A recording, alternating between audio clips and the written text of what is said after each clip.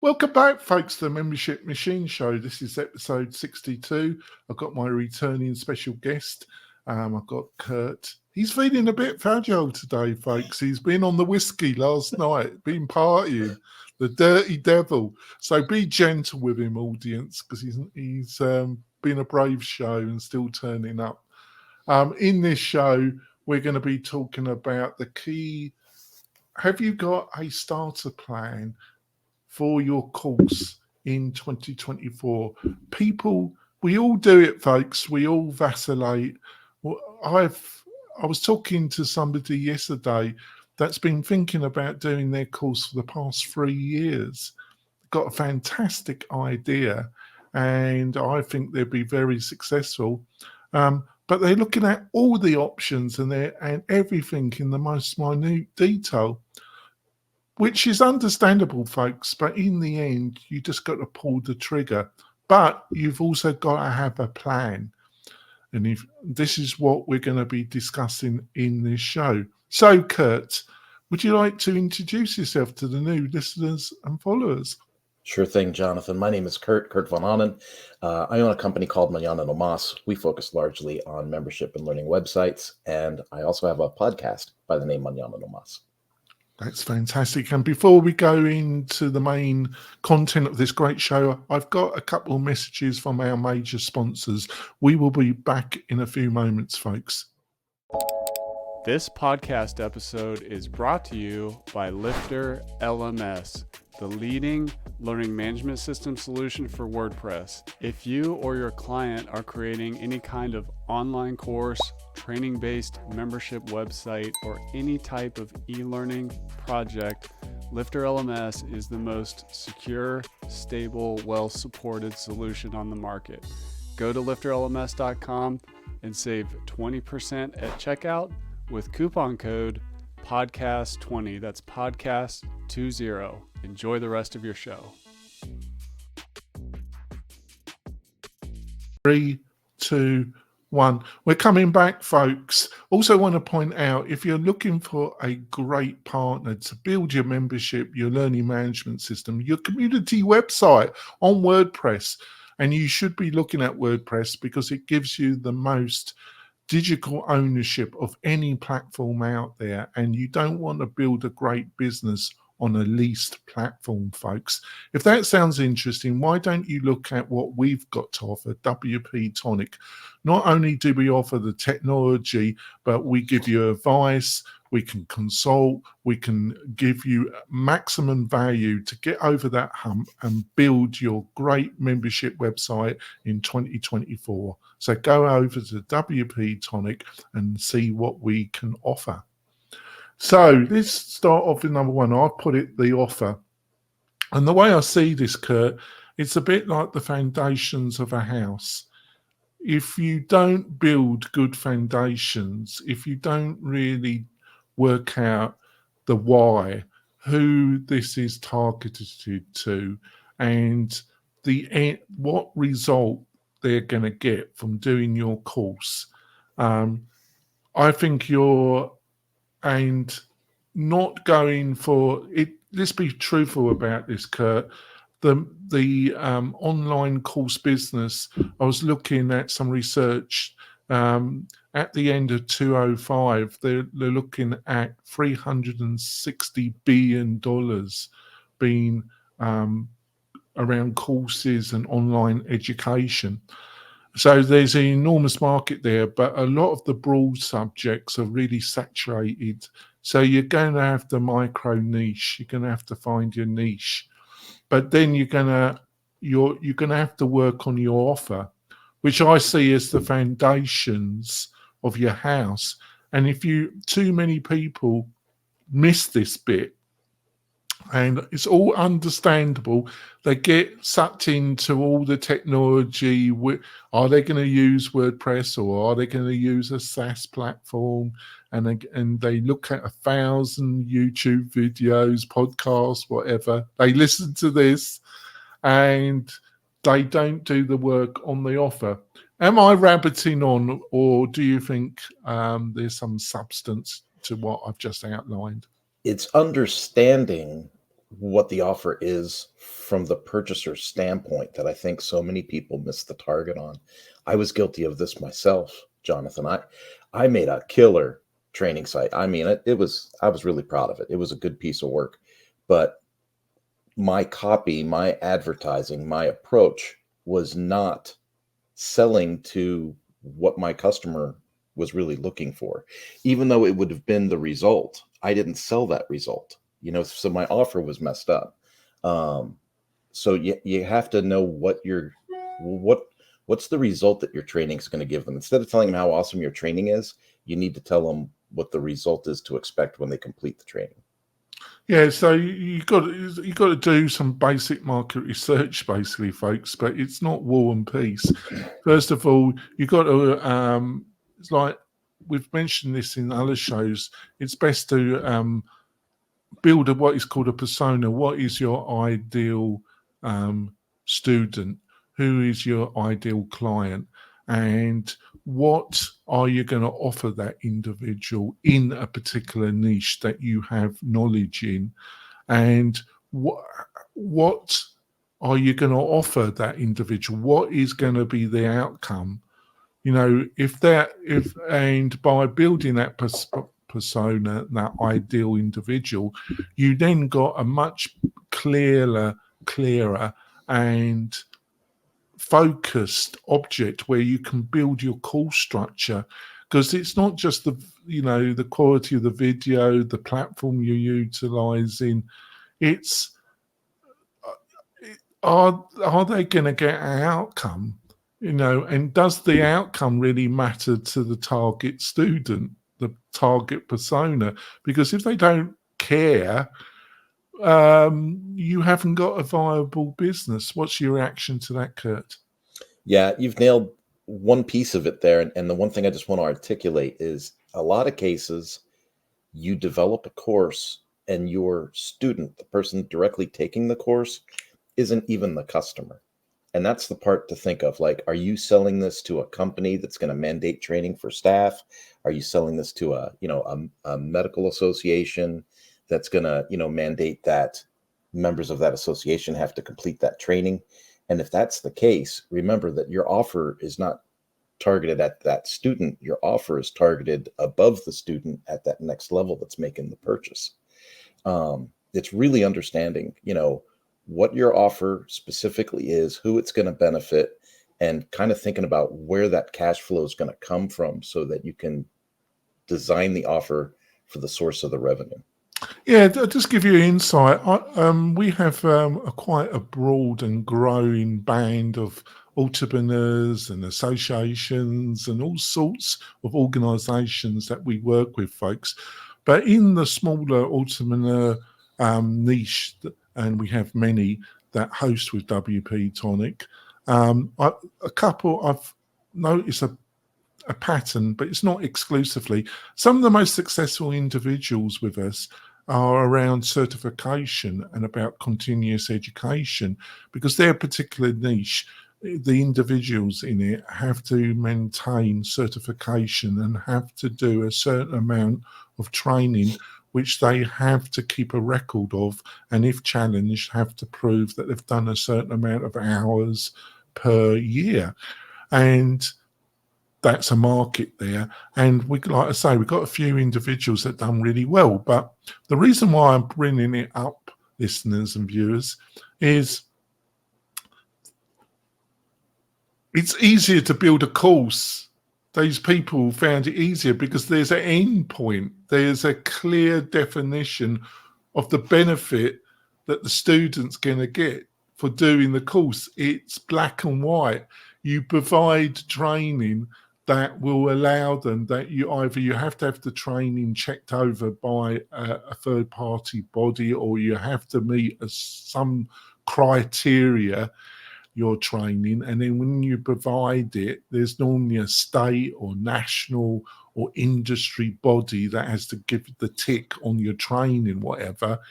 And then, but it's clear cut. After you've gone over that hurdle, the outcome is pretty clear, and that's why it's easier. But you can mimic that, but you've got to have a clear process. What's your response, Kurt? Yeah. Again, I really do the research to try and figure out where my money and revenue is going to come from. At the end of the day, you want to share your ideas. You want to be an artist. You want, all these cool things.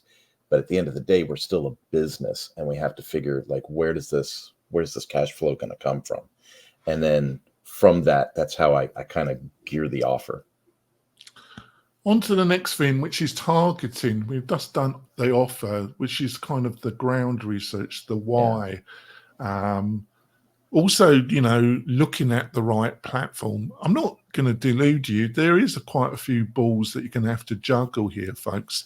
Having a great partner like WP-Tonic really helps you build it on WordPress, because that's one of the reasons why people look at other solutions, because there's an enormous broad of options with WordPress, which is great because it means that you're not going to be entrapped on a platform that no longer meets your business needs.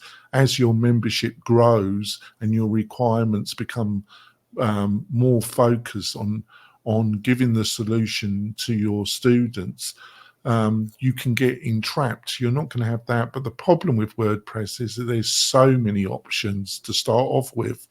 Finding a really great partner like WP-Tonic solves that problem. So let's go on to targeting. Now, it overlaps to some extent with the offer, but the offer is about, what is the outcome, what your course, just having a load of video and just you got all this knowledge inside you and you just spew it out in the course. That ain't gonna work. Because that doesn't get an end result. And if there's no end result, these people aren't gonna recommend your course to other people. You're not gonna get any testimonials. No matter how cheap the initial course price is, if they don't get anything out of it, they're not gonna be happy, right? It's just that simple.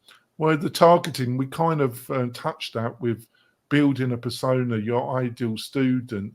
But this is but too many people build a really great course. When we look at it, it's fantastic.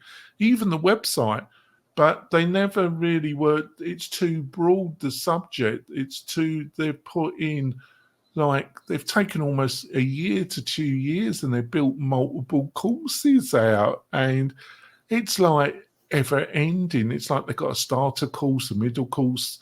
It's all great stuff, but it's too broad. The target is too broad. It's too competitive. It's not nicheified. That's a word I created, listeners. I still love it. Nicheified. Just rolls off. So many words do not roll off my tongue, but the ones I create do.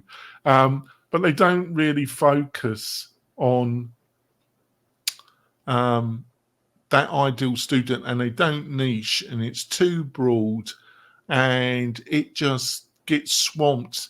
And one of the ways you can do that is to do some basic market research. Who are the influencers in your niche? What are they talking about? Write down the problems that they cover. What kind of feedback they get. In the WordPress space, folks, a great niche would be page builders, and there's a number of individuals that have built courses, and they have multiple individuals in the WordPress space have built six-figure businesses offering courses about page builders. There's just endless discussion, argument, drama, purchasing. It's endless in the WordPress space. If you want to build a YouTube channel, just talk about page builders constantly, and you'll be okay. I could build a massive business. I just can't do it, folks, because I'm not that interested, to be truthful about it. But that's just an example. The other thing is go to Amazon and look at book reviews about your subject and have a look at what the people found good about the books, what they didn't find good about the books. there's also loads of Facebook forums. Just don't jump on there, and just be, God gave you two ears and just one mouth for a reason.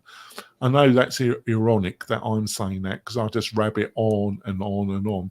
Kurt's a bit fragile and he's just happy to nod, and I'm rabbiting on. But I think it's justified, because there's not been a more easier way of doing your research and then writing your copy and targeting your website to the right niche people. And if you do that, you're going to get, you don't even need a big audience to start off with. You just need to get the wheel moving, and you need to get that first batch of students in, so you get some income in. That will make an enormous difference to your attitude, to your motivation, and what you're prepared to do with your membership business. What do you reckon, Kurt? The targeting is so important, Jonathan. Think of it like this way. Like if you're going to make a course, like a business course for finance, and you say, oh, I'm going to have a business course in finance. Okay. Who are you going to target that to? Because that's a huge market. And if you were going to go into the general market of just business finance, you'd be up against, Quicken and QuickBooks and all these monsters that could make content that are recognizable. So then you say, okay, well, I'm going to do smaller businesses. Okay, smaller what businesses? And then you say, well, smaller independent businesses, not franchises. Okay, well, now you're niching down. And then maybe you get into, I love botanicals, so maybe I'm going to work with small businesses that sell plants. And then you go, okay, well, what are the unique, vertical topics with a retail store that sells plants?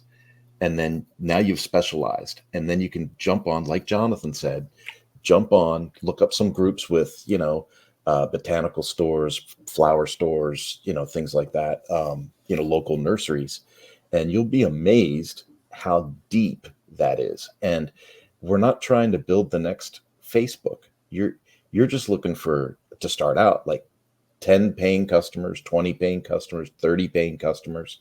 And so you pick a market that is finite enough that you can market directly to it and get some result, but big enough that it's going to generate some revenue. Yeah.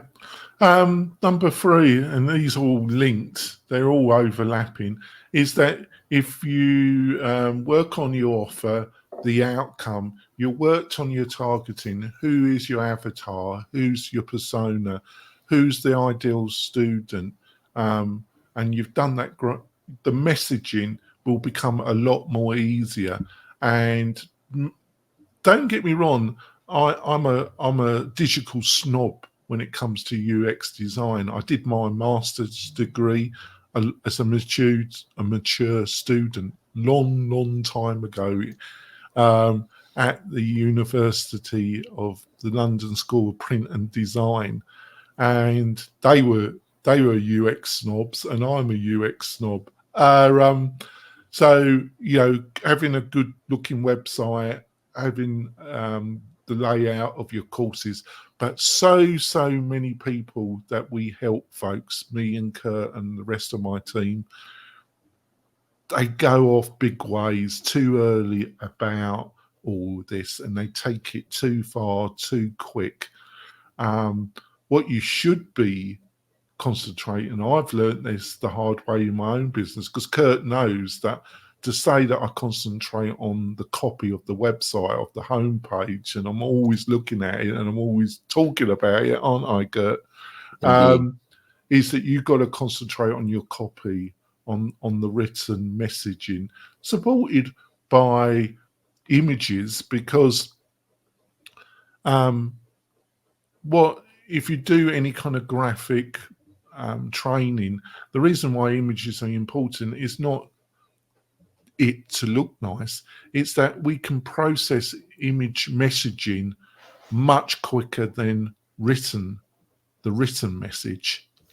We are visual animals, and we process image much more quicker than the process of reading text and then getting the message that's in the text. That's why combining images with text is so powerful. But the written copy is going to be really important. Your homepage, your About Us page, and some of the other pages about what the actual course offers. And it doesn't have to be War and Peace. That's the other thing. It's very similar to the course, Kurt, is that people think people that are not used to writing copy or don't understand the basic principles, they tend to write much too much. It's not about writing too much. It's about writing stuff and then editing, and editing some more, and curating the message down to the core so it can be consumed the quickest. What's your response, Kurt? Kind of twofold, Jonathan. When I look at someone that's fairly new to WordPress or new with, a dynamic site, like whether it's e-commerce, membership, or e-learning, right? You're trying to get the user to make a journey through the site. You're trying to get them to take action in the site. It's different than a one pager or a template website. You're trying to get them to go somewhere. And to me, to your point, people put way too many words, way too many paragraphs, way too much copy, especially on the introductory pages. I think people are much better served with less content, variations in font, right? And then making sure that call to action, that's our fancy way of saying getting the customer to click a button somewhere, making sure that is plain and easy to see, and that it kind of walks your customer, your student, to that whatever that next step is. And I always tell people, I had a customer recently make a really good course. And then when I went to their homepage, I was like, so how does the student find the course? And what is the course about? What is the benefit I'm going to get by giving you money to do this course? And what outcome am I going to get from doing this course? What problem? And that's why you need to do the other steps that we've just discussed, because you need to know what the offer is. And then you need to know your niche avatar and how it's going to, that will help with the messaging about you. But if you don't do the first two steps, you're not going to get the third step right. And you're not going to sell a course by sneaking it in on people. Like, you got to be upfront about it. And so when you visit a website and the front page is all, about us, about this, and it's not promoting the course, which is the bread and butter of your product. So let's do. We've got a couple more minutes before we go into the second half. Now, Kurt's recently done a fantastic LinkedIn course, which he is in the process. He's written it, or it's up. You can purchase it, and also I think I'm correct. You're in the process of publishing it to Udemy. Am I correct about that? Yeah, I took it's a fantastic 101 introduction, and I suggested to Kurt that he should publish it to Udemy, because I did a little course on there, and it was very good. But obviously, I've seen some of Kurt's, and Kurt is a massive user of LinkedIn. And by the way, you can utilize LinkedIn as a great way of building an initial audience for your niche course. If it's a aimed professional course at a certain level, LinkedIn is a great resource in building contacts and then putting content on about your course and promoting your course. So Kurt,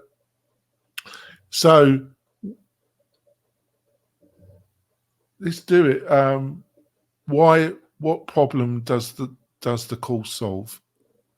The problem that my course solves for people on LinkedIn is I help them simplify the communication process and the connection process so that people want to talk to them instead of run from them.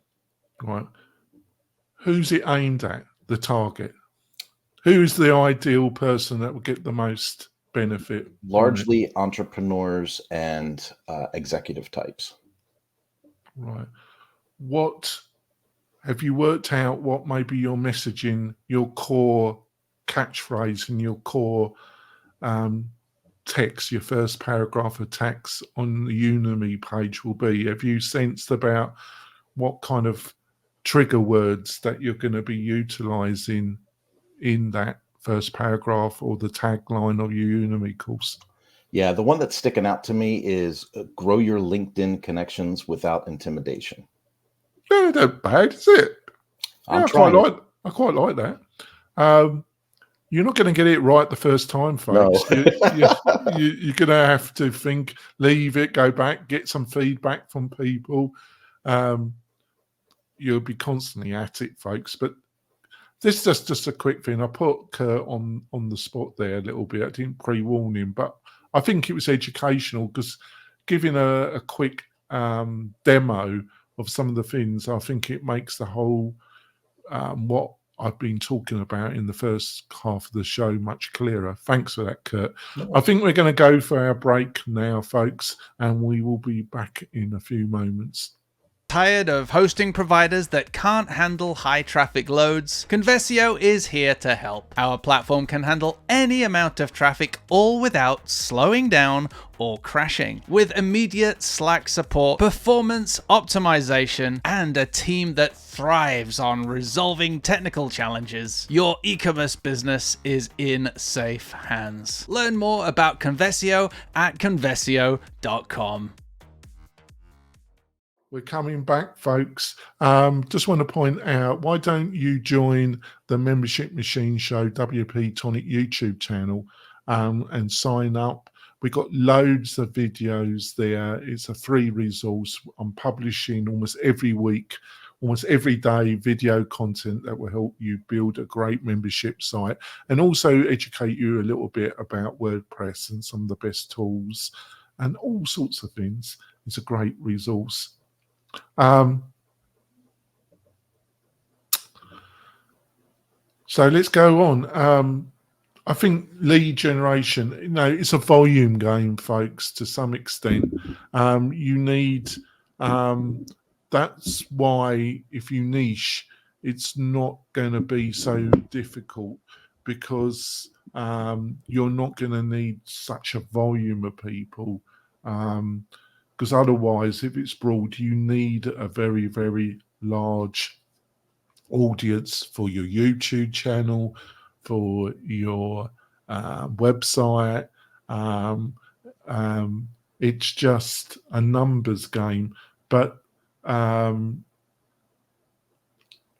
great thing is the ability to generate interest and the platforms out there that enable you. I've just listed YouTube is obviously a big driver to your website and to your course offering. The more you've niched and done the previous work that we've outlined, the more your YouTube channel, the content you need to, and if you've done the prior research and you found out a list of problems and you've chosen a few problems your initial course, this is the other thing which I probably didn't mention in the first half of the show, folks, is for your first course, do not try and solve every problem under the sun. I'm not saying it should be a beginner's course because, it depends on the knowledge value you're offering, but probably the beginner area or the lower intermediate is probably a better place for you to start on your course journey. And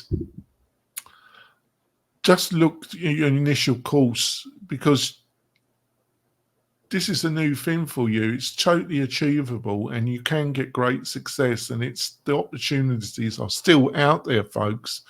If you do the things we outlined in the first half of the show, I'm not saying you're going to be guaranteed, but you'll be in the top 10% of people.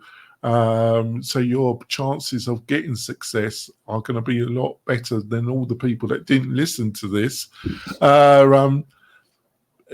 But so try and do a minimum viable course and then get a list of the, problems that you've gathered. Your initial course might only answer one or two of them, but you've got a great list that will then kind of give you structure about what your YouTube videos are going to be about. So you just touch upon solution, and you can say, well, I'm offering it all free on YouTube.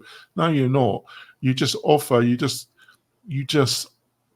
give a certain amount of information, and you point out the problem and give a few tips and outlines.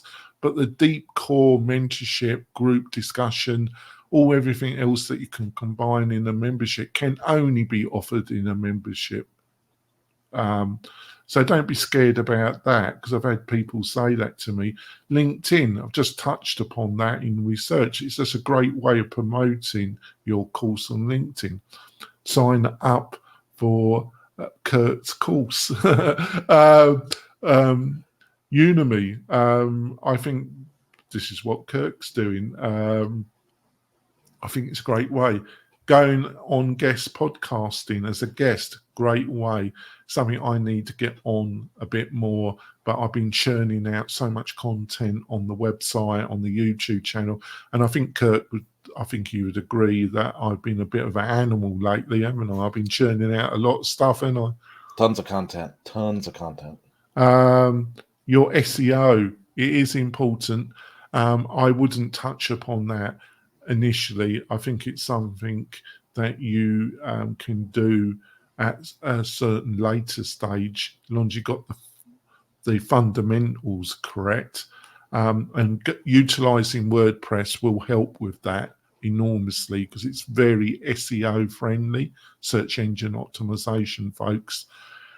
Paid advertisement has it, but I would get that initial group of students in first before I would, even if I had the budget or I had the exposure to utilize paid advertisement, I would always do a first course and get my initial students in, because you learn so much. What's your response to some of the things I've just outlined, Kurt?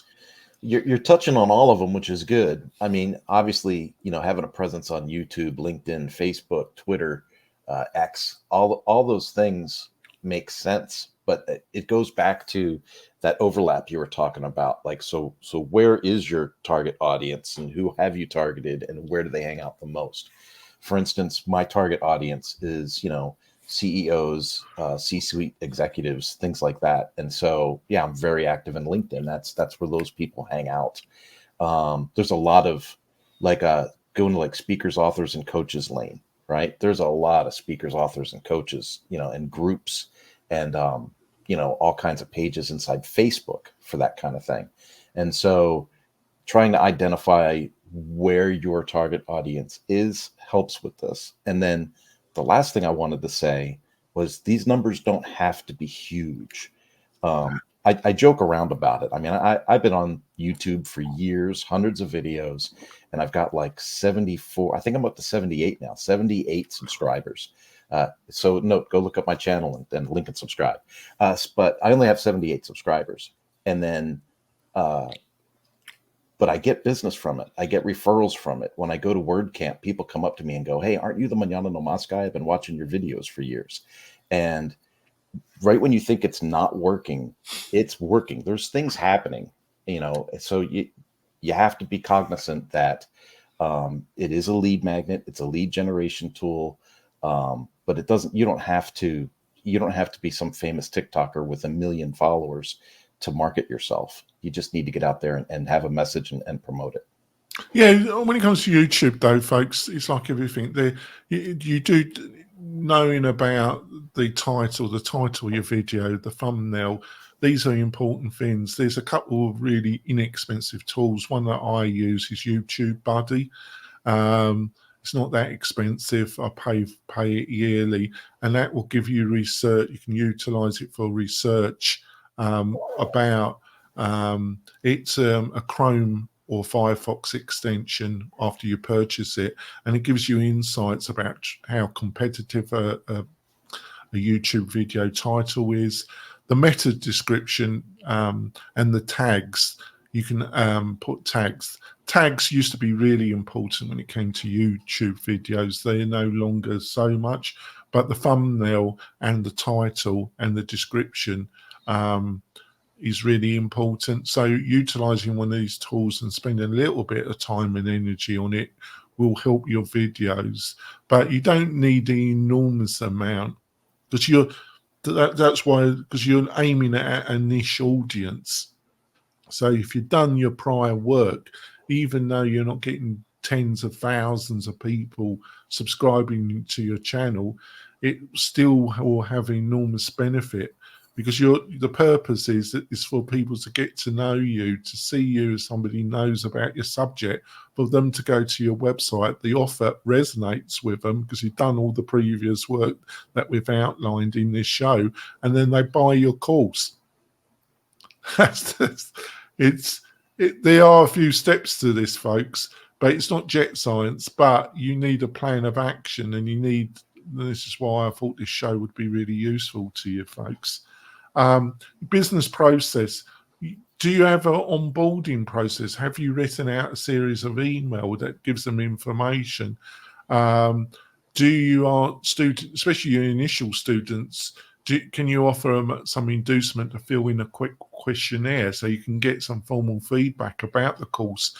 Because it's going to be invaluable.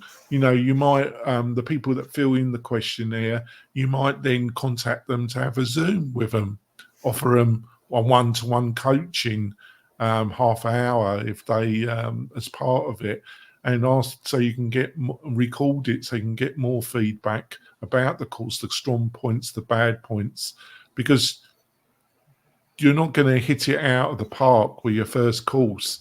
You're probably going to have to adapt that, and then that feedback will definitely help with your next course. So that's why it's important. And having a plan, having a plan on what's going to happen after the first initial course. What do you reckon, Kurt? People assume that because they signed into a platform, the platform's going to do all this automatically, or that there's an easy button. And there is no easy button. You can hire people to help you with this stuff if you really don't want to do it. At WP-Tonic. At WP-Tonic, absolutely. But people say, well, what do you mean onboarding? I mean, if you think about things, you're going to have some way that your website's going to send messages out to students. And if you have a new URL, you're not going to have domain authority yet. Different email things might put it to the spam box. So one piece of onboarding is, hey, this is how you whitelist our email to make sure you continue to get our messages. Like, that's just one message that you put out right away. It's all part of this process, folks. You gotta think it through, like, not from your perspective, but from the student's perspective. I make quick little videos, tutorials, like a 40-second, just a 40-second run through. Hey, welcome to the site. It's great that you're here, and then it's a screen share that says, when you first sign in, you'll see a website that looks like this. This is where you click to go to your courses. This is where you click to, see your account. This is where you click to change your phone number, blah, blah, blah. And then welcome again, and we'll see you soon. And that's it. It's a quick video, but it gets sent as part of the onboarding process, and it helps build that relationship virtually with the student and cement you more in, so that it becomes more sticky. You want your people to stay with you. You don't want that churn to happen. Yeah, the other thing is, when you get that with WP-Tonic, the next thing is, what I mean is, you need a team trying to do. Obviously, if you've got any kind of resources, and the great thing at WP-Tonic, we have a lot of people that start small, grow, and we get involved. They like our support, our attitude, and we help them on their journey, and we become their partner. They don't have to utilize us. They can just host with us, and they get enormous value from that. But we're in building a long-term relationship with our clientele and helping them on their journey, because their success is our success. And but you're going to need a team at some stage.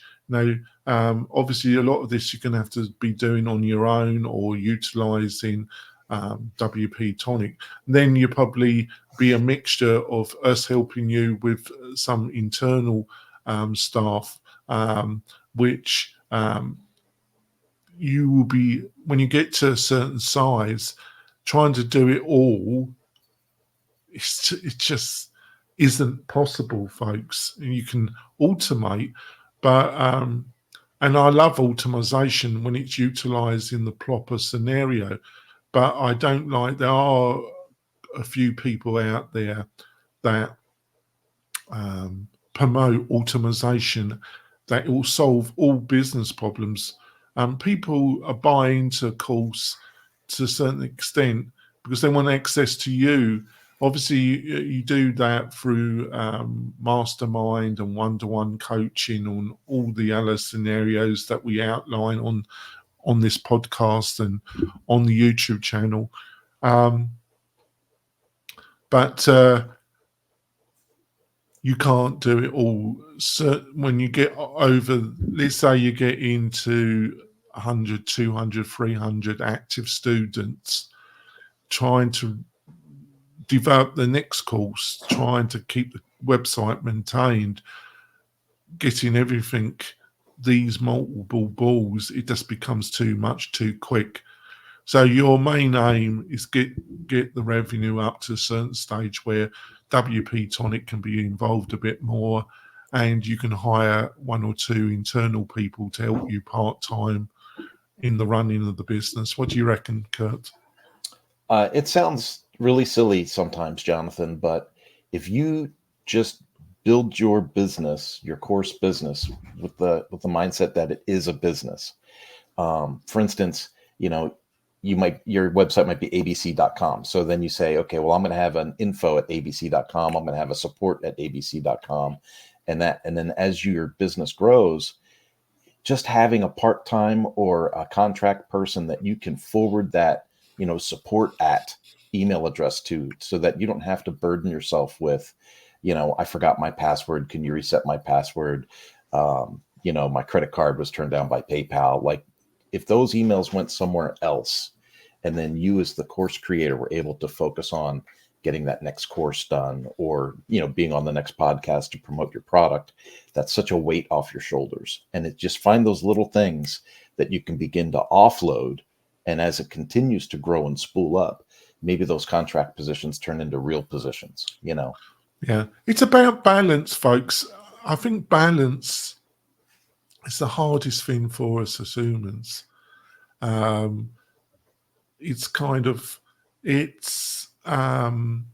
not getting sucked in about the minutiae about how your lesson course looks when somebody signs up. You need to worry about that when you're getting feedback, that if you change things there, it would provide a more engaging and enjoyable experience. That's when you need to aim your focus at. You need to focus at, understanding your ideal student, your core offering, all the things we've outlined. It's knowing it's knowing that you love WordPress, and you do need to understand the fundamentals of your platform. You are the owner of the business. It's a bit like a car. Some people love working on cars. Now, Kurt is an expert. He loves all things that got an engine in it. I'm not. I like driving. I enjoy driving. The idea of a machine driving for me has no appeal for me at all, because I actually like driving. All right. But I'm not somebody that maintains their car. I go to a garage to have that, but I do know how an engine works, and I do check the oil and water, and I probably know more about engines. And I to switch off, I watch mechanic shows, people stripping engines, even though I have no want to do it. I just find it really interesting, and I have a problem switching off at the best of times, so it's just a way for me to watch something and watch Expert, and I enjoy it. So it's knowing the balance that you do have to know about things, folks, but you don't have to become an expert, because that is not where you're going to make your revenue. That's not the skill that's going to make you to get the outcome that you're looking for yourself and for your family. Is this making any sense, Kurt, or am I waffling? I sure hope it is. As you were talking about working on cars, I was just thinking to myself that social media video where they go, hey, how do you know how to do all these things? And the guy goes, because I grew up poor. We couldn't afford to have people fix stuff. But I'm thinking about kind of the overall story arc of today's show. And you're right. There's a lot of blending in the topics, but it's important that you kept them separate. You absolutely. Well, it's for my benefit, because if I just went, it's given some framework to this discussion. Actually, it's gone a lot better than I thought, because I think we have offered because I think it was mostly me, because it has given structure. There is overlap, but imagine if I hadn't had a structure to this podcast, I would just waffle on, wouldn't I? Yeah, it's there's new people that listen. Obviously people listen to us that already have their course, that already have their way, and maybe they're already gone in a different direction, and they're like, these guys don't know what they're talking about. And to them, I say sorry, but to the new folks, this is gold stuff. This is gold. I mean, when I was a corporate trainer for a long time, and so I was used to the corporate mentality of we will build it and people will have to take it. And when you leave and you become an entrepreneur from that corporate mindset and you go, okay, well, I'm going to make a course and people are going to take it. That's not true. Like everything that Jonathan put in this outline is absolutely right. You have to get your offer right. Who are you benefiting? What is the benefit? And how will they receive that benefit? It's got to be in your offer. And then you have to target that offer to the exact right people. And you have to make sure that the messaging matches them. I have a huge power sports background, but I also work in the marine industry with boats. And you don't want to start calling things like motorcycle parts, marine parts, and marine parts, motorcycle parts. Either one of those audiences will hang you out to dry if you screw that up, if you get the verbiage wrong. So you want to make sure that your targeting and your messaging matches those people. And if you get overly dependent on AI, those are the types of mistakes that AI will make. So you have to really edit your AI content down if you're using AI to make content. And then the lead magnet stuff, Jonathan, is huge. Because like I said earlier, you were pointing out, the YouTube stuff and all the details with YouTube, and it's all there. But people get so hung up and think they have to get that little silver plaque with the YouTube play button on it behind their head. And that's just not true. You just need. Well, it's very nice, but it means nothing to the bottom line. No, you just got to get your message out. It normally means, obviously, you can make a reasonable income from just what YouTube gives you. But we are talking about people that are utilizing these platforms. These platforms you do not own, folks. These platforms can change what they're looking for. They're in business. You're in business. You have a kind of business relationship with these platforms. That's how you should really look at it. It's like subcontractors, people, your colleagues you work with, whatever. But you do not want to build your business on somebody else's platform. You want to use it to promote your platform, but not use it. And the more, I think, digital ownership, digital sovereignty is really important, because so many people I've seen on a platform and the platform goes away, or the target audience changes and you're no longer fits you and what you're offering on their platform no longer fits into the ideal client they're looking for, blah, blah, blah. Yeah. So I think we're going to wrap it up, folks, because I think I've waffled on. No, but I say to myself, I think there's been some real value.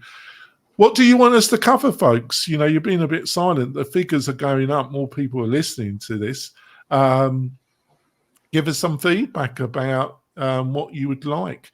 All you have to do is go to YouTube, the WP-Tonic YouTube channel.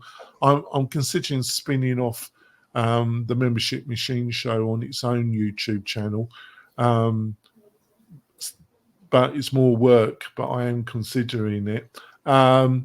But you can go to the WP-Tonic channel and you find the whole video of this podcast on there, plus a load of other resources. Or you can join our Facebook group, and Kirk and myself are on there, and we're going to be hopefully doing more stuff with the Facebook group. We've got some great guests coming up, plus Kirk helping me. We will be back next week, folks. We'll see you soon. Bye.